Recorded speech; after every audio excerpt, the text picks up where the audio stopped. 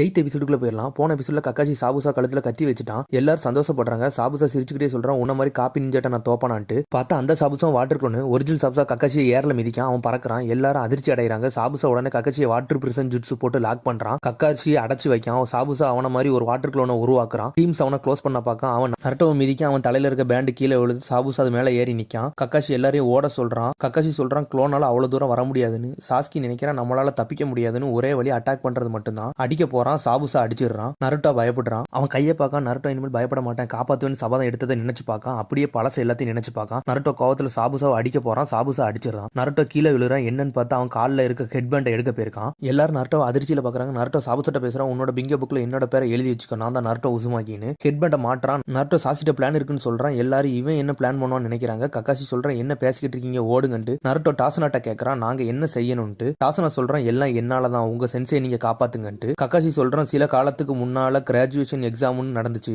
அப்போ ஒரு ஸ்டூடெண்ட் அவன் கூட இருக்க எல்லாத்தையும் கொன்னுட்டான்.